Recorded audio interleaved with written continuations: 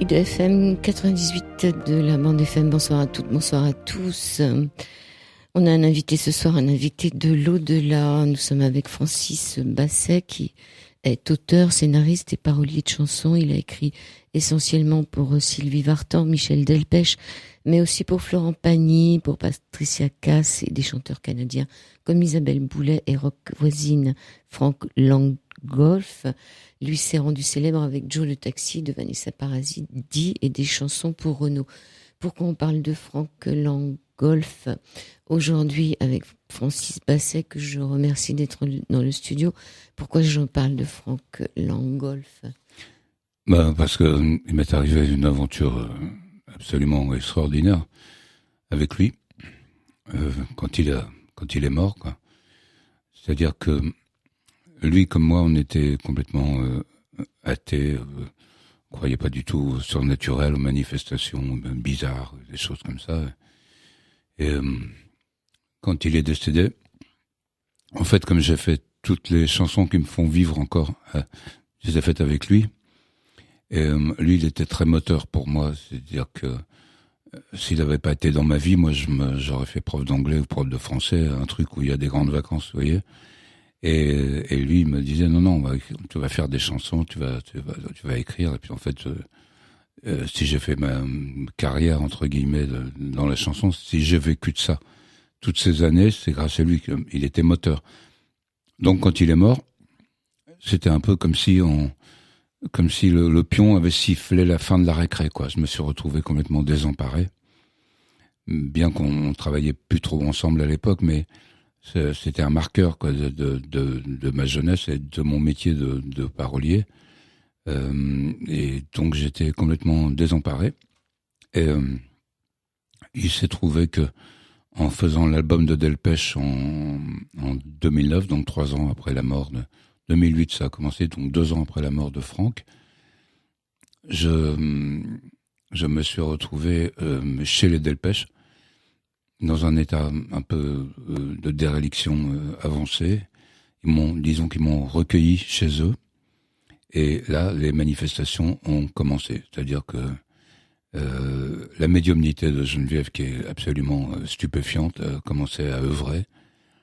Elle m'a dit des choses. Tiens, j'entends ton copain qui me dit des paroles de chansons. Est-ce que tu connais ça? Voilà. Elle me citait des paroles des choses qu'on n'avait pas enregistrées, qu'on connaissait que lui et moi, quoi.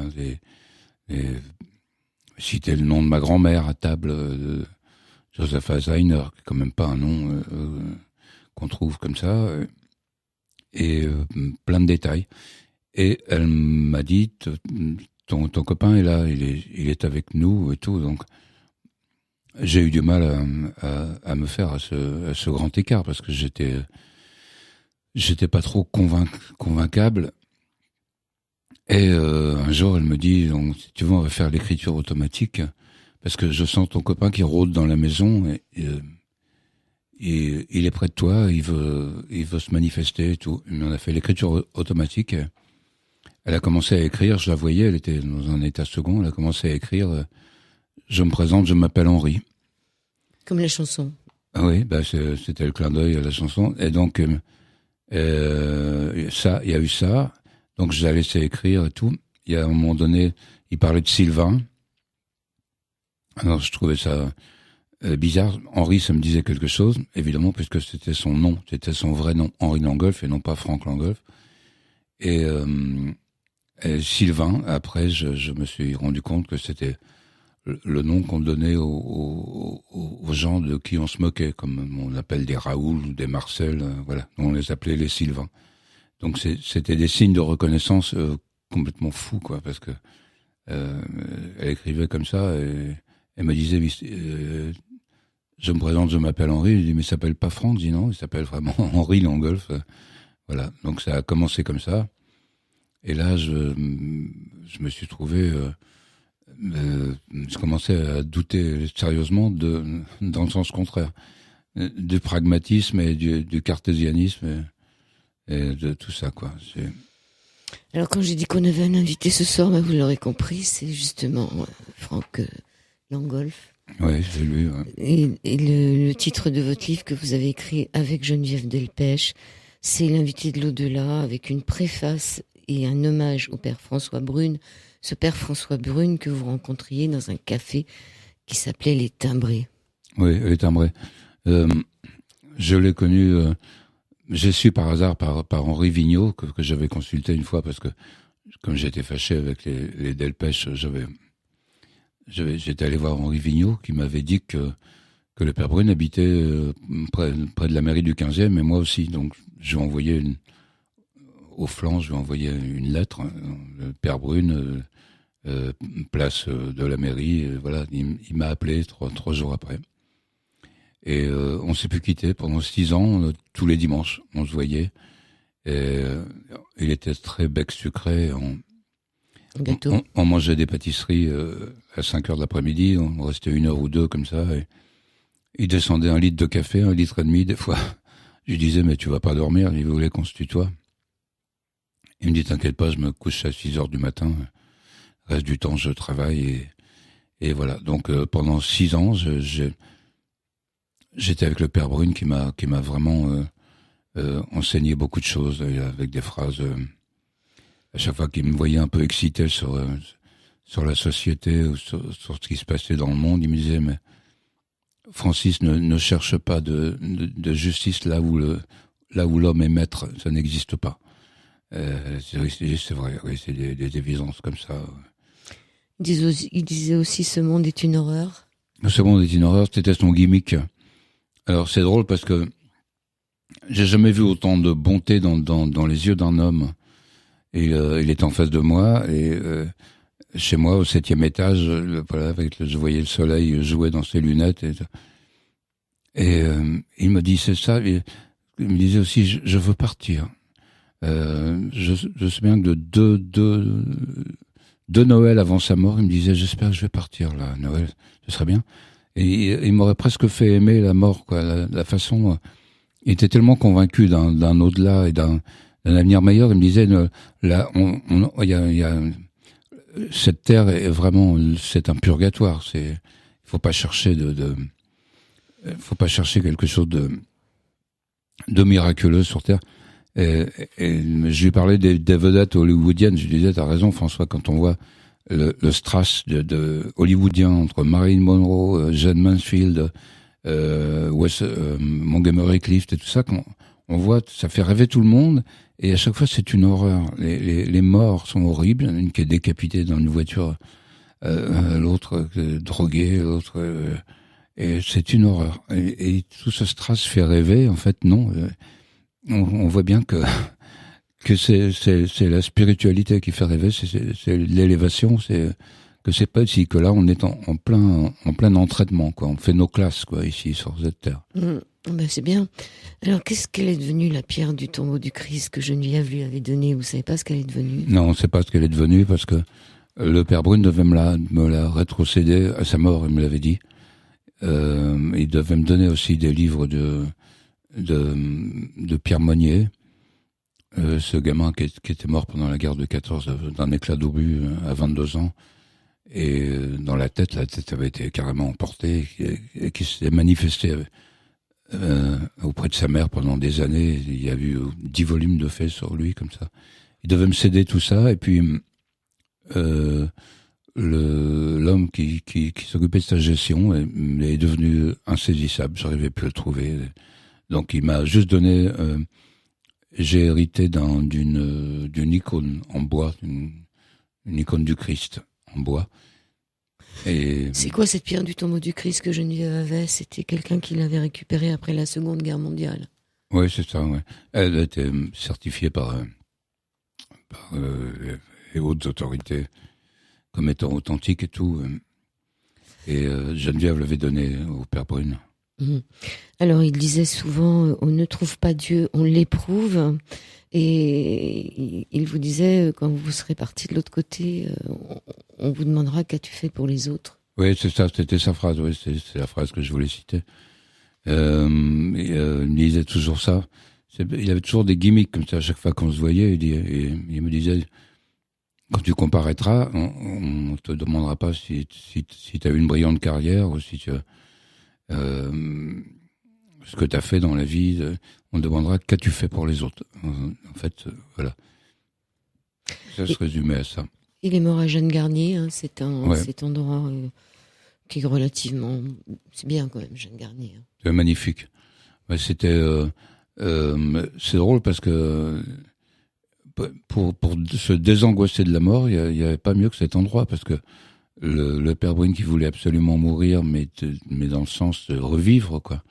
Je voyais là régulièrement tout le temps de ses soins palliatifs. Je voyais presque tous les jours. Et cet endroit était hyper accueillant, les gens super et tout. Et après, je suis allé voir me suis recueilli devant sa dépouille. Et tout était dans la foulée, quoi. Ça faisait pas transition, vie, mort. Ça faisait normal. Tout était naturel. Tout était simple. C'était une grande simplicité. Et le père Brune, avant de mourir, je lui ai dit, parce qu'on parlait toujours de ça, évidemment, de l'au-delà, lui, il me disait toujours, parce que j'ai eu des signes extraordinaires quand même de mon copain, il me dit, Francis, tu as beaucoup de chance. Tu as beaucoup de chance. Je dis, oui, mais pourquoi moi parce que j'ai quand même pas été un mec bien tous les jours, loin de là. Mais il me dit, le vent souffle où il veut, ne cherche pas pourquoi, c'est toi. Tu as beaucoup de chance, mais il faut la prendre comme ça. Et je lui avais dit, sur son lit pas de souffrance, parce qu'il est parti vraiment comme un petit oiseau, il était de plus en plus faible. Et il m'avait dit surtout, je lui avais dit, François, tu me feras signe. Il a pas failli à sa parole, hein, parce que... Alors il vous a fait signe. 2 jours après sa mort, ma bouilloire qui a toujours marché depuis 15 ans et mes plaques chauffantes, pareil, ne s'allumaient plus. Il y avait plus le voyant témoin, et par contre ça chauffait toujours. Alors je me disais, c'est chiant quand même, parce que j'ai plus le voyant de ma bouilloire, j'ai plus le voyant de mes machins. Je peux laisser les plaques étourdies comme je suis, je peux laisser les plaques ouvertes. C'est un peu chiant. Et bing, il a remis la lumière dans les trucs. Et un jour, l'icône du Christ qui était sur le mur, bien droite, je l'ai retrouvée comme ça. Donc j'ai mesuré, en haut, il y avait 13 cm et demi du mur et en bas 11 cm 4. Donc voilà. Donc l'icône était comme ça. Il n'y avait aucune raison. Donc évidemment les pragmatiques m'ont dit que la fenêtre avait fait un courant d'air. Je ne vois pas pourquoi le courant d'air aurait été contraire, puisque l'icône était comme ça. Mais ce qui est formidable avec les pragmatiques, c'est qu'ils vous trouvent toujours des bonnes... Ouais, vous l'avez été, donc en 1999, ouais. Vous y étiez complètement athée. Vous parlez dans votre livre des 30 Glorieuses qu'on a vécues, hein, parce que je suis de la même génération que vous. Vous parlez de ce morceau de musique, La fin du chemin, que vous avez connu 10 ans avant. 10 ans avant, ouais. Ben, c'est marrant parce que c'était des signes, ça.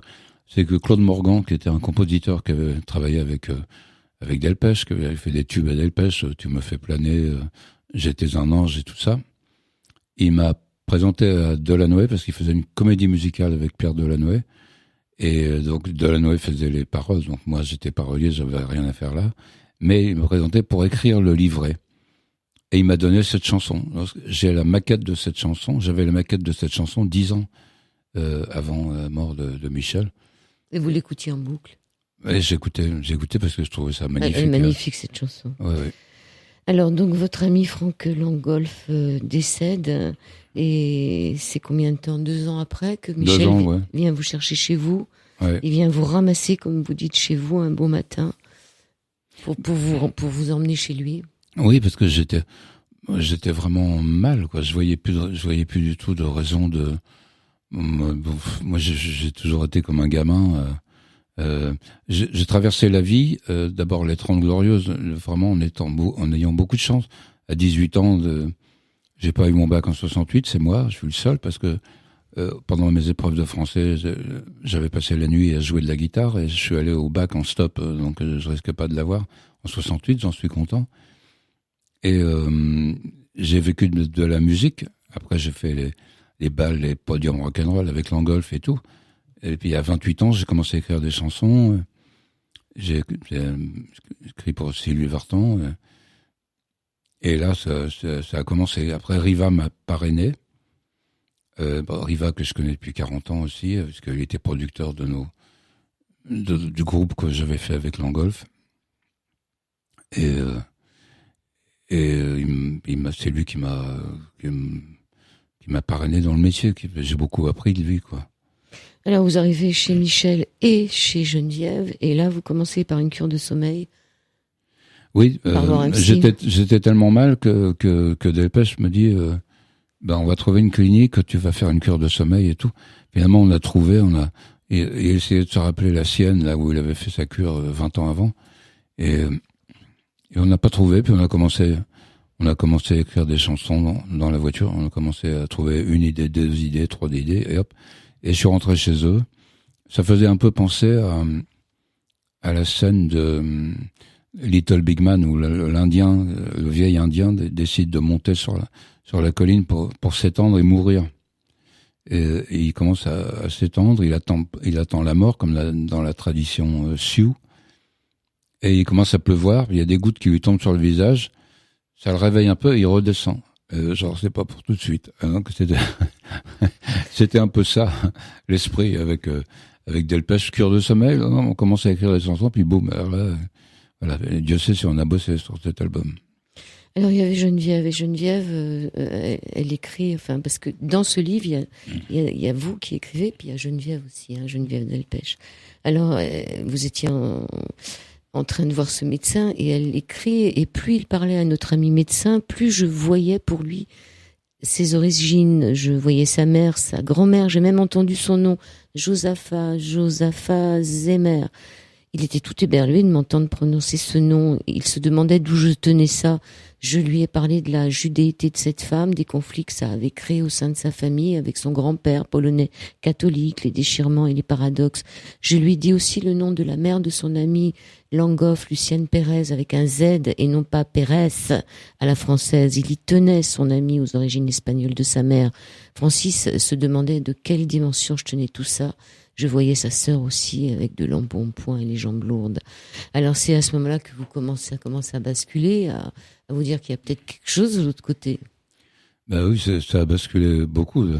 C'est à ce moment-là aussi que j'ai commencé à pleurer devant les églises et dans les églises, des larmes de joie, pas des larmes de tristesse, des larmes les mêmes larmes qu'on peut avoir quand on retrouve un ami disparu depuis très longtemps. Vous voyez, ce genre de larmes.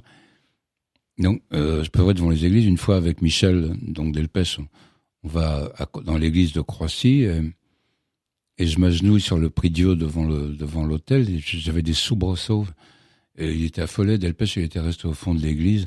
Il faisait peur. Parce qu'il pouvait pas faire ça, lui. Et non. Il m'a dit après, je suis un homme de peu de foi quand je te vois. Et moi, j'avais les larmes qui me giclaient des yeux, surtout de mon œil droit que j'ai perdu dans un accident avec un bouchon de champagne. Donc, avec mon œil droit, je pouvais éplucher 5 kilos d'oignons, j'ai pas de larmes qui sortent, quoi. Et là, c'était extraordinaire. J'avais des soubresauts, les bancs bougeaient, tout. Et ça a commencé comme ça. Je pleurais devant les calvaires aussi, devant les crucifix.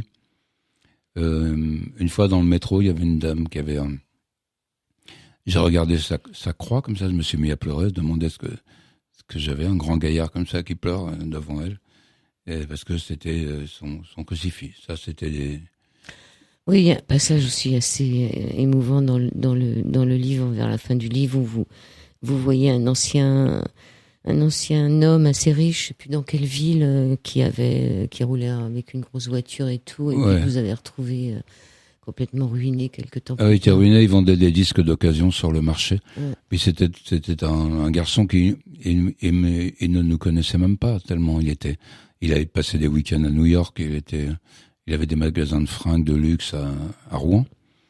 Et après tout s'est commencé à détricoter, sa femme est partie, et j'ai revu comme un clochard, quoi, en train de vendre des disques sur le marché de Rouen. Et ça fait drôle. Et vous êtes mis à pleurer, vous êtes parti pour aller pleurer plus loin. Ouais. Alors le fait que Geneviève, elle voit tout ça et ça va pas s'arrêter là. Cela vous dérange, mais aussi cela vous rassure. Ça vous dérange de voir qu'il y a autre chose que ce que vous pensiez, mais ça vous rassure aussi. Non, ça me dérange. Je me suis aperçu que c'était bizarre que ça dérange les gens, surtout parce que il y a cet épisode où j'avais un ami qui vendait des fringues justement, qui m'a emmené chez ma mère, et à un moment donné, j'étais en train de parler que moi, avec mon 1m85 et mes 90 kilos, j'avais commandé une chemise aux États-Unis XL et j'aurais pu faire une tente de camping dedans. En fait, moi, avec mon poids et ma taille aux États-Unis, je suis dans les médiums moins même, vous voyez. Donc je lui parlais de ça et d'un seul coup, je fonds en larmes. Alors il me dit pourquoi tu pleures? C'est rien, si on parle de XL, de XXL. Et je me suis tourné à droite et on était garé devant une église. Je lui ai dit, c'est parce qu'on est devant une église. J'ai un rapport spécial avec les églises. Mais quand je parle de tout ça, d'église ou de Christ, ça n'a rien à voir avec la religion. Ce sont des supports. Ce sont des signes, comme les coccinelles que j'ai, que mon copain m'envoie quand je suis mal, des trucs comme ça, même en plein hiver, les coccinelles qui viennent sur moi. C'est pas la coccinelle en soi, je veux pas faire un truc sur la coccinelle, élever des coccinelles, c'est pas ça. Donc c'est pas ça, faut pas assimiler le fait que je pleure devant les églises à la chrétienté, aux grenouilles de bénitier, au Vatican, c'est pas ça. Ce sont des signes. Mais le Père Brune me dit c'est christique, c'est l'amour du Christ. Le Père Brune il s'indignait de voir qu'en 2000 l'époque 2016 on célèbre encore que le référent de la religion catholique soit encore saint Thomas d'Aquin, qui était une saloperie immonde, parce que c'est je suis désolé d'être vulgaire avec ce garçon, mais il y a 800 ans, on est encore indexé sur cet homme qui disait qu'un bébé de 2 mois qui n'était pas baptisé allait en enfer. On a encore ce référent. C'est quand même pathétique. Et donc, pour finir avec mon copain, on s'arrête devant cette église, je me mets à pleurer, et je lui dis, j'ai un rapport spécial avec les églises et les crucifix, voilà. Elle me dit, ah bon, t'es là-dedans, toi, il me dit. Il s'est tourné vers moi, il s'est appuyé sur son volant, il m'a dit, je croyais que t'étais intelligent, mais finalement t'es con, il m'a dit. Bon, et puis alors, et c'est le même garçon qui m'a dit 2 mois après, je le vois de l'autre côté du trottoir à Rouen. Il me dit, hey, t'as pas regardé l'émission sur la 2? Le Christ n'a jamais existé. Ah ouais, d'accord. J'avais le mec qui a comme référent la 2, c'est-à-dire qu'une poignée de journalistes, de branleurs qui ont décidé que le Christ n'avait jamais existé. Non, puis Hitler, en fait, non, il vendait de la moquette à Mondial Moquette. Oui, c'est cela, oui, d'accord. Voilà. On peut plus vous arrêter. On fera qu'une pause musicale, hein, parce que vous êtes, on en fera qu'une. Alors, on en fera qu'une dans quelques minutes. Quand vous étiez petit, vous essayez d'imaginer avant de vous endormir l'infini. Forcément, c'est pas quelque chose que vous Non, c'est pas facile. Non, mais je pense que non. En plus, on n'arrive jamais au bout. Il y a Geneviève qui parle de la nostalgie. Elle parle quand elle est revenue de son expérience du tout. Elle parle de cette nostalgie qu'il y a sur Terre. Est-ce que vous êtes nostalgique, vous? Ah ouais, je suis très nostalgique, quoi. Nostalgique de mon enfance, de l'âge d'or que j'ai vécu, puisque je suis né en 49, donc j'ai vécu une période où les gens se disaient bonjour par-dessus les haies des jardins, et où il y avait des codes moraux. Même chez les grands voyous, il y avait un respect que ce soit Francis le Belge ou Messrine. Il y avait quand même, à un moment donné, une humanité dans la violence. Alors que là, c'est la violence dans la violence. Je voulais terminer aussi avec mon copain, entre guillemets, qui vendait des fringues. Le soir même où il m'a dit ça, il m'a dit, je croyais que t'étais intelligent, je croyais que mais t'es con. J'ai reçu, par l'intermédiaire de Geneviève sur mon portable, parce que elle servait de borne, tout ce que j'ai pu recevoir sur mon portable, c'était son numéro, mais elle savait pas. Je dis, pourquoi tu m'as envoyé ça la nuit? Je t'ai rien envoyé du tout. C'est-à-dire que mon copain se servait de son portable comme d'une borne, donc médium, et je recevais les infos. Mais des photos, des SMS. Des photos, SMS, tout. Et elle n'était pas au courant. Non, et puis il y avait pas on le voyait pas de son portable à elle qu'elle vous avait envoyé quelque chose. Non, pas du tout. Ça transitait, ça arrivait directement sur le mien, mais c'était le sien qui servait de marchepied, quoi. Et donc le soir où mon copain s'est foutu de moi, j'ai reçu ce message de Franck. Ne salis pas la vérité que l'on t'a donnée. Ça m'a fait un électrochoc. Je me suis dit, c'est pas la peine d'essayer de convaincre, parce que moi j'essayais de convaincre. Mon copain, je dis, mais non, t'inquiète pas, il y a après, c'est pas le caveau de famille, c'est pas les fleurs en plastique, il y a autre chose. Le mort, il est partout, sauf dans la tombe. Il est ailleurs. Il y a une conscience, une préservation de la conscience. Je ne vais pas parler d'âme parce que ça a une connotation religieuse, mais faut faire attention à ce qu'on dit maintenant. Mais ce truc-là, ça m'a refroidi. J'ai pas cherché à faire de prosélytisme. Et le Père Brune me le disait, il me dit, mais Dieu, c'est pas qu'il se mérite, mais il faut aller. Ce serait trop facile si on donnait le signe, genre vous pouvez faire n'importe quoi, hein, là, aussi bien après vous serez racheté, tout ça, ce serait une horreur. Donc il y a quand même une démarche à faire, une démarche spirituelle. Le Père Brune me disait, mais je dis mais les mecs qui se font exploser, qui écrasent les enfants et tout, hein, je vais pas faire de politique. Je dis mais ces saloperies là, il me dit ils seront rachetés aussi, ils ont leur chance. Ils ont leur chance de monter après, voilà. Et bon, Francis Basset, on n'a pas des pourceaux ce soir qui nous écoutent. J'ai plus la phrase exacte, mais une question de pourceaux qu'il faut pas donner le savoir aux pourceaux. Alors vous dites aussi, je voudrais parfois avoir une vie de femme. Ça, non, c'est pas vous, c'est Geneviève qui dit ça. Moi, non. Moi, je suis bien en garçon, ça me va très bien. Vous adorez les femmes, mais bon, je voudrais parfois avoir une vie de femme toute simple avec des adages bien établis comme nul ne peut savoir de quoi demain sera fait, ou qui vivra verra, ou demain est un autre jour. Je voudrais être une femme ordinaire au sens noble du terme, en prise directe avec la vie que l'on me donne. Et elle parle aussi de ce regard qu'on pouvait avoir envieux, certains m'envient comme on envie mon mari pour sa popularité. Elle parle de Michel Delpech. Ils ne comprennent pas à quel point l'ombre est un luxe, ne pas être exposé est un privilège, ne pas être exposé à la lumière finalement, ne pas être connu et reconnu, peut être un privilège. Et elle aimerait être une femme comme les autres, mais malheureusement elle peut pas. Hein, Geneviève Delpech. Non, elle peut pas parce que c'est presque du viol quoi par moment. Les visions qui lui arrivent, elle est tenue à quelque chose. C'est un peu, vous savez, comme on croit qu'en fait c'est une grâce, que c'est un don et tout, mais c'est comme si on vous disait attention, à 9h15 samedi, tu vas aller t'amuser. Et ça devient, et là, à partir du moment où on vous dit à 9h15 samedi, tu vas t'amuser, c'est un cauchemar. Vous avez presque envie d'aller vider les poubelles, mais que ce soit votre décision à vous d'aller vider les poubelles à 8h du matin, en réfléchissant à autre chose.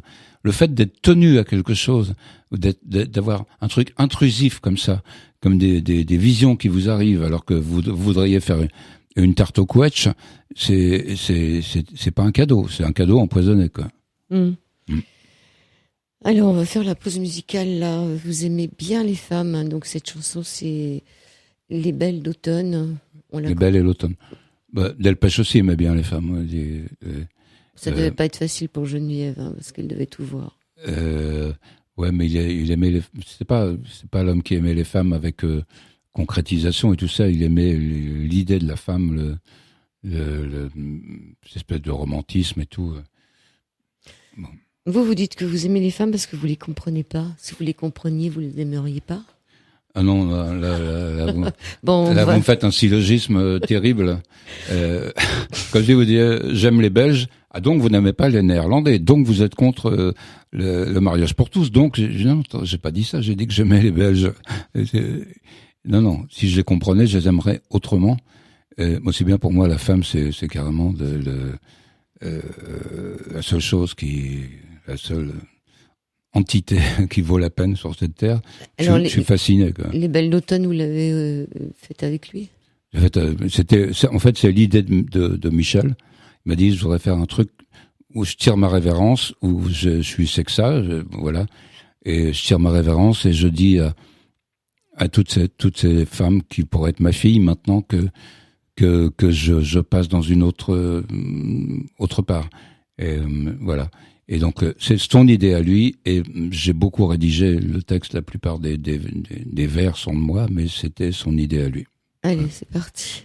Merci Michel Delpech. Deuxième et dernière partie de cet Au-delà du miroir sur l'antenne d'IDFM, sur le 98 de la bande FM, avec Francis Basset pour son livre en collaboration avec Geneviève Delpech, l'invité de l'au-delà, aux éditions Guitry et Daniel. Michel Delpech pensait qu'un ange gardien l'avait protégé toute sa vie. Est-ce que ce serait pas Geneviève, cet ange, finalement? Peut-être, oui. Se poser la question. Hein. Un pré-ange. Alors justement, Geneviève qui le prévient à un moment, elle le prévient alors qu'il achète une BMW, qui va avoir un accident avec. Elle l'a prévenu de plein de choses, elle a prévenu plein de gens de plein de choses, elle a prévenu Coluche, elle a prévenu vraiment beaucoup de monde. Et pourquoi on ne l'entend pas? Parce que ça paraît tellement énorme, quoi. Coluche, elle lui avait dit que vous avez une moto rouge et tout, vous allez... Et il lui avait dit, ma poulette... il peut rien m'arriver et tout. C'est tellement énorme. C'est comme si on vous disait, demain tu vas gagner au loto. On reviendra sur les courses. Oui, hein. Tu vas gagner 3 millions d'euros au loto. Tu dis, c'est pas possible. Et c'est un truc énorme parce que comme la mort est quelque chose de définitif et d'incroyable, c'est vraiment un grand voyage. Donc on a du mal à croire ça. On croit plus à un médium en lui disant, ton fils va avoir son bac, ou ta femme va partir, mais elle va revenir. Bon, vous voyez, on est plus dans cette dynamique-là. Oui, donc elle voyait beaucoup de choses, même on va tout de suite aborder les courses. Elle vous donne des chevaux gagnants. Oui, c'est-à-dire que moi, je joue aux courses depuis que je suis adolescent, parce que j'habitais à côté de Deauville, et je me suis acheté ma première guitare électrique avec le voisin qui jouait au tiercé. Je lui ai donné mon argent de poche, et bon voilà, donc ça m'a mis le virus tout de suite. Et donc c'est une distraction comme une autre. C'est mieux que de boire des coups toute la journée au bar ou de se mettre des trucs dans les veines. Donc c'est une adrénaline intéressante. Et Geneviève, sachant ça, alors qu'elle n'a jamais, elle sait pas ce que c'est que une casaque. Elle dit pas une casaque, elle dit une veste. Elle dit pas une toque, elle dit un chapeau. Et sachant que je jouais aux courses, elle voulait me faire plaisir. Donc elle m'envoyait des textos. Alors, tout ce que je vais dire là, c'est absolument incroyable parce que c'est vérifiable. Elle m'envoyait des textos sur mes portables, des fois 1 heure avant la course, ou des fois 3 ou 4 heures avant la course, avec le nom des chevaux, la couleur des casaques, la couleur des toques, le numéro du cheval. Et elle m'a donné, par exemple, il y a 2 ans, l'arrivée du Quintet du Prix d'Amérique dans l'ordre, avec le nom des chevaux. Elle m'avait dit, tu vas voir, le favori s'appelle, je sais plus comment il s'appelait, mais il va gagner. Mais par contre, il va y avoir une grosse surprise. À la 2e place, le cheval s'appelle Kirin.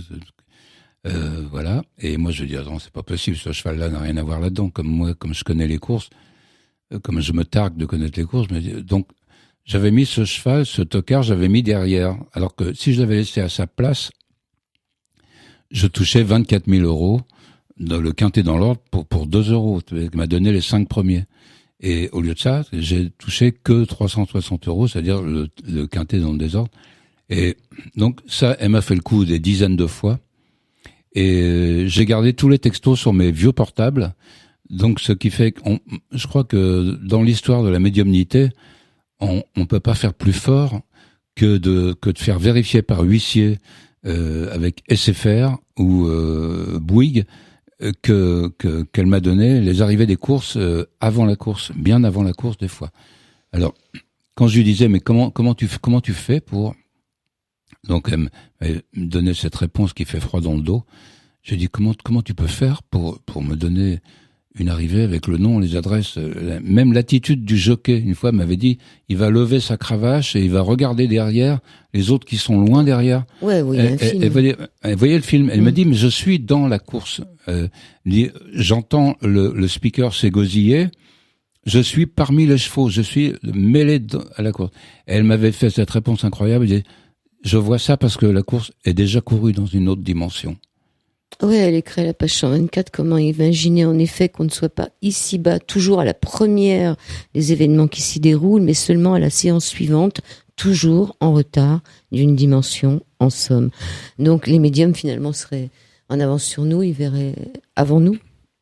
Bah oui, elle me dit, la course est déroulée dans une autre dimension. Elle est déjà courue. Et moi j'ai les clés. Elle me dit, moi j'ai les clés de la dimension, donc je vais voir. Quand je te donne le nom des chevaux, la couleur des Kazakhs et tout ça, moi, avec ma clé, je vais voir l'arrivée. Après, je reviens dans la dimension normale, te donner les chiffres. Voilà, c'est tout. Mais vous n'avez pas voulu trop vous intéresser à ça parce que vous êtes honnête et que c'est de la triche quelque part. On va laisser les courses parce qu'il nous reste peu de temps. Ouais. Donc vous êtes chez eux. Ils vous ramènent à la vie tous les deux là, finalement. Avant de partir de chez vous, vous avez vu un cœur sur une baie vitrée avec une signature en forme de nœud papillon qui était, vous avez la photo sur votre portable, qui était sur votre baie vitrée chez vous. C'est le premier signe que vous avez reçu finalement. Ouais, c'est le premier grand signe que j'ai reçu, c'est-à-dire que quand Delpech m'a embarqué chez eux, je suis revenu après prendre des affaires chez moi. Donc j'étais resté 4-5 jours chez eux, donc avec cette histoire de cure de sommeil avortée. Et quand je suis revenu chez moi, un matin, sur la baie vitrée, je vois une tache et en m'approchant, je vois que c'était un cœur. Et j'ai pensé de façon pragmatique encore à l'époque, comme j'avais une petite table sur mon balcon, que c'était de la poussière sur le balcon qui avait été soufflée par le vent sur un ancien cœur qui avait été collé sur la vitre extérieure, vous voyez, où il restait encore de la colle sur lequel la poussière s'était agglutinée. Donc j'ai appelé la fille qui habitait l'appartement avant moi. Je lui ai dit, t'as pas collé un cœur à l'extérieur? Elle me dit, écoute, j'ai 38 ans, j'ai autre chose à faire que coller des cœurs comme ça. Non, tout était clean en fait. Et comme pour me prouver que je me trompais, il y avait comme une espèce il était composé, ce cœur, d'une espèce de poussière de sable à l'extérieur, puisque je pensais que c'était la table qui avait soufflé. Et quand je me suis relevé le lendemain matin, la poussière était passée à l'intérieur de la vitre. Là, c'était deux. Alors, il y avait déjà les preuves et puis, c'est comme si mon copain me disait, t'es toujours pas convaincu, je vais t'en donner une troisième preuve. Et vous pensiez que c'était un nœud papillon? Un nœud papillon perpendiculaire. Et Geneviève me dit, donc je lui parle de ça, puis elle me dit, ton nœud papillon, ce serait pas un F par hasard? Oui, c'était un F minuscule. Un F comme Francis, mon prénom, et comme Franck. C'était assez sidérant. Alors des cœurs, il y en a plein à la fin du livre, des cœurs qui apparaissent dans cette maison à la Ferté-Fresnay, qui s'appelle la Baronnie, c'est ça? Non, c'est pas la Baronnie. C'est pas la Baronnie. C'était à Croissy. Les cœurs qui sont apparus, c'est dans l'allée de leur maison à Croissy. Et c'est fou parce qu'ils apparaissaient petit à petit. En fait, c'est le syndrome Amityville, mais à l'envers. Vous voyez, Amityville, la maison du diable. À chaque fois. Mal. Il y a des phénomènes incroyables qui se présentent. Là, c'était des beaux phénomènes avec les cœurs qui surgissent de l'allée dans une espèce de rose fuchsia magnifique. C'était assez incroyable. Et puis un cœur, vous en avez eu un qui vous a été donné là, une conférence que vous avez fait récemment, qui apparaît sur une photo. Ouais. Alors la conférence, j'ai fait une conférence sur ce livre justement à Clermont-Ferrand. Et donc il s'est passé 3 choses. C'est que c'était une salle, comme une salle de conférence. Donc il n'y a pas de commutateur électrique à l'intérieur de la salle où n'importe qui pourrait s'appuyer. C'était commandé de l'extérieur. Et j'ai parlé du père Brune à un moment donné. Donc le père Brune m'avait donné déjà ses signes chez moi et tout. Et j'ai parlé de lui. L'électricité s'est éteinte. Et puis ça s'est rallumé. Et ça s'est éteint, ça s'est rallumé. Ça a surpris tout le monde. L'organisateur de la conférence qui fait ça depuis 11 ans ici, il a jamais vu ça. Et il y a un chat aussi qui se promenait, un chat venu de nulle part, qui s'est promené entre les gens. Il y avait 150 personnes, comme ça, en se frottant aux gens. Il est venu vers moi et tout. Et c'était votre anniversaire, donc on vous fait un gâteau d'anniversaire. C'était mon anniversaire. Et il y a une troisième chose aussi, c'est que la médium qui faisait la médiumnité publique, elle était très forte d'ailleurs, à un moment donné, s'est tournée vers moi et m'a dit, et ton copain me parle, il me montre il a une cigarette au bec et il me montre sa poitrine. Mais je dis oui, il est mort de cancer du poumon avec le tabac. Et il me dit, il fait le signe d'eux comme ça, que vous étiez comme deux doigts de la main, que vous êtes comme deux frères. Et il vous appelle Frangin. Oui, effectivement, oui, il m'appelle Frangin. Et d'ailleurs, c'est ok ça. Et c'est pas dans le livre, hein, ça c'était assez sidérant. Et le soir, comme je parlais beaucoup de mon âge, ils ont voulu fêter mon anniversaire. Et je me suis attardé beaucoup sur cette histoire de cœur. Je voyais bien que c'était un peu comme un scénario, que ça surprenait les gens. Le premier cœur, avec la poussière à l'extérieur, dit bon, ok, ça peut être un cœur quand même. Mais là, déjà, la poussière qui passe à l'intérieur le lendemain, les gens, là, c'était du lourd déjà. Et le F pour terminer, alors là, c'était et donc le soir, on me fait un gâteau surprise, un anniversaire surprise, dont je voulais pas entendre parler pourtant, à cause de cet âge canonique que j'atteins. Et on vous met des bougies dessus, on éteint la lumière. Voilà, on me met deux, c'est pas de bougies, c'est des bougies étincelles. Des bougies étincelles, voilà. On me met deux bougies étincelles. On éteint les lumières. On éteint les lumières et en regardant la photo. Et on prend une photo. Oui, on prend une photo et en regardant la photo, c'est une fille complètement, c'est la caissière de celle qui a encaissé le prix des livres qui a fait la photo. Qui a fait la photo, elle était pas spécialement barrée haut, comme disaient les nuls. Non, elle était tout à fait normale. En développant, il y avait carrément ce cœur qui apparaît sur la photo. Un cœur bien rouge. Un cœur bien rouge. Un cœur rouge. C'est bien que vous avez été témoin. Le même cœur que celui que j'ai vu sur ma vitre. Ah, c'est le même? Ouais. Oui, le même, ouais. La même forme. La même forme. Le cœur sur ma vitre était moins rouge que ça, mais celui-là était dur. Voilà. Alors donc Geneviève parle aussi de leur conversion à Michel et à elle à l'orthodoxie. Ils partent au Caire, ils vont à l'église de Choubra où il y a une apparition de la Vierge, ça c'est dans le livre aussi, et elle parle de la guérison miraculeuse de son fils Pierre qui souffrait d'un souffle au cœur, bien sûr, parce qu'on est dans les cœurs. C'est une belle histoire. Donc, vous êtes à un moment où vous partez vers cette maison là, à la Ferté-Fresnay, la baronnie. Vous restez 1 an et demi avec eux, comme une famille. Comme une famille. Moi, j'étais dans ma famille. Ben, évidemment, il y avait, quand on vit en autarcie comme ça, surtout avec le boulot, il y avait un peu de friction, vous voyez, par moment, un peu de tension même. Mais malgré tout, ce qui ressort, c'est que j'ai vécu une aventure extraordinaire, puis ça a changé ma vie surtout. Parce que maintenant, je sais, même si j'ai toujours peur de la mort, comme tout le monde. Non, peut-être pas comme tout le monde. Est-ce qu'il avait peur de la mort, le père Brune? Non, pas du tout. Bon, oui. Il l'accueillait, il m'a beaucoup aidé aussi là-dessus. C'est pas que j'ai peur de la mort, c'est que je n'ai plus, je sais qu'il y a autre chose. J'ai eu trop de signes j'ai eu des signes merveilleux. Je peux même pas en dire. Un jour sur mon ordinateur, je trouve carrément une photo. J'ouvre mon ordinateur, j'ai une photo de mon copain qui apparaît. Ouais, et puis il y a le bug aussi de l'ordinateur avec une phrase qui passe pas. Ah oui, avec ça c'est quand même extraordinaire. Alors voilà, donc alors ça c'est extraordinaire. Parmi d'autres, ça j'ai oublié de le dire à la conférence, ça aurait subjugué les gens, c'est que je fais un travail de ghostwriter, comme on dit. On dit plus nègre, je fais un travail bon. Donc là, je faisais un travail de ghostwriter pour un artiste connu, je ne veux pas le déflorer. Et il y avait pas grand-chose à dire sur lui, juste le nom du tube qu'il avait fait. C'était une biographie. Hein. Et oui, une biographie. et que son père était éboueur. Et avec ça, il fallait se débrouiller pour faire 220 pages. Alors, à la fin, j'avais du mal à étirer le chewing-gum, je savais plus quoi dire.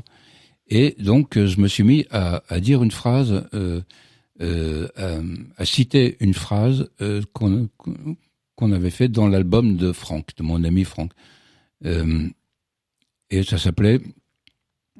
La phrase, c'était... quand on est costaud au Scrabble, la vie, c'est un peu comme le Scrabble. Quand on est costaud, on s'en fout de tirer un W. Et donc...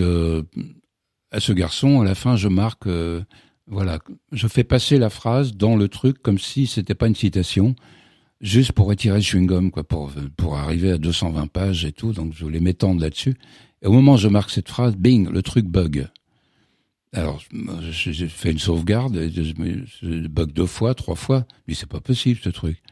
Après, je change la phrase. Et en changeant la phrase, je continue mon texte normalement. Et pour vérifier, à la fin, je remets la phrase, quand on est costaud, la vie c'est un peu comme le Scrabble, on s'en fout de tirer un W, et là, bing, rebug. Donc le message de mon copain était, tu vas pas sacrifier notre chanson. Tu vas pas salir. On l'a fait dans l'alimentaire, on l'a fait tous les deux, c'est notre vie, c'est ce qu'on a fait de plus beau tous les deux sur cet album. Tu vas pas la brader comme ça pour bouffer, quoi. Ouais. Ne salis pas la vérité que l'on t'a donnée. Ouais, aussi, ouais. Et ça ne salit pas la vérité qu'on t'a donnée, c'était...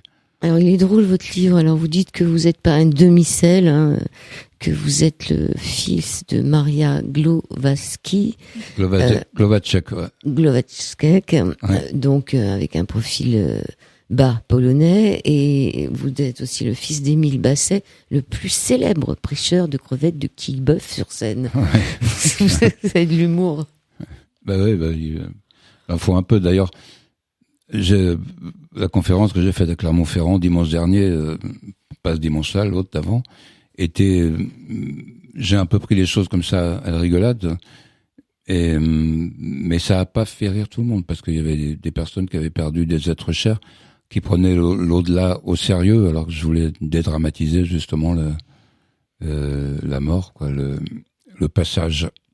Il y a aussi un passage dans votre livre sur les décès, les décès qui effacent toutes les ardoises, toutes les ingratitudes. C'est vrai que quand quelqu'un s'en va, celui qui reste, il pardonne tout. Mais vous dites que celui qui part, des fois, il a des choses à se faire pardonner aussi. Enfin, c'est intéressant de le lire, ce livre.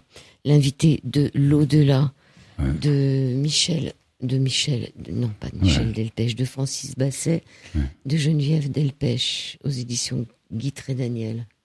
Voilà. D'ailleurs, Trédaniel, je le salue, quoi, parce que je suis très content il a aimé l'idée, il a aimé cette idée-là. Donc, on était dans son bureau avec Geneviève, et puis il m'a demandé si j'avais une idée je connaissais pas, Geneviève me l'a présenté au bout d'une heure. Comme j'ai la parole facile, comme vous avez pu voir, Oui, on a fait qu'une pause musicale. Je suis pas du tout. Moi, faut plutôt m'arrêter que. C'est bien. Comptez pas sur mes non. Très bien, voilà. très bien. Et vous avez une voix très radiophonique en plus. Oui, merci. Alors, on n'a pas parlé de la glissade et du temps qui s'arrête. Hein. À un moment, allez, ça sera la dernière chose où vous voulez un soir enfin non, pas un soir, un matin d'hiver, monter vers une église où ça glisse sérieusement. Ça, c'est incroyable. Ça, c'est. J'ai eu 2 signes d'ange gardien de mon copain, parce je sais qu'il me protège. Les 2 signes de gardiennage, entre guillemets, c'est le poids lourd. Je revenais de l'enterrement de ma mère, d'inhumation de ma mère, en hiver, et j'avais emprunté la voiture d'une amie, et il y avait 2 stops. C'était 7h du matin, il faisait encore nuit. Donc je m'arrête à un premier stop, je pensais pas qu'il y en avait un deuxième. En fait, il y en avait un deuxième, et je l'ai grillé, et il y a un camion à 35 tonnes qui dévalait la pente, et je me suis retrouvé garé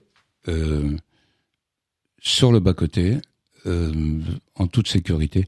Je voyais les gens devant moi qui écartaient les bras de leur corps en disant on comprend pas comment vous en êtes tiré, quoi.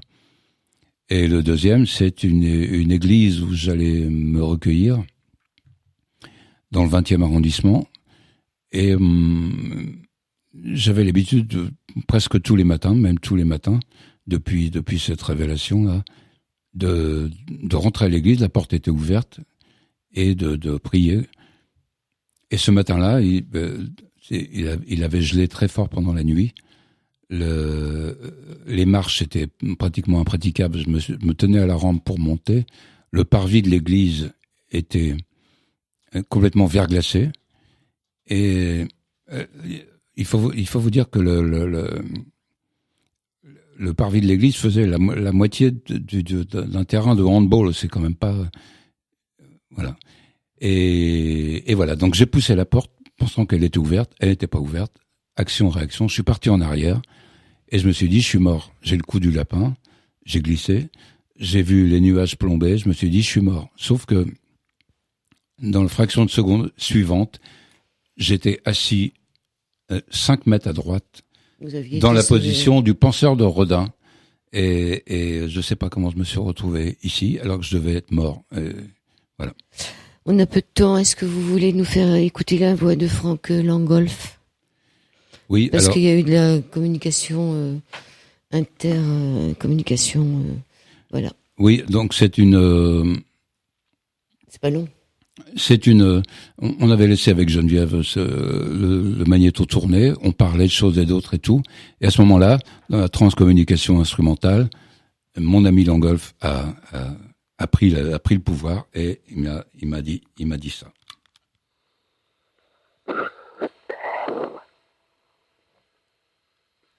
Voilà. Je pense que vous avez entendu. Moi, je l'ai entendu en tout cas. Ouais. Je vous remercie beaucoup, Francis Basset. On va terminer avec la fin du chemin. On n'aura pas peur. Oui, c'est moi qui vous remercie surtout. Merci beaucoup. Merci, Francis.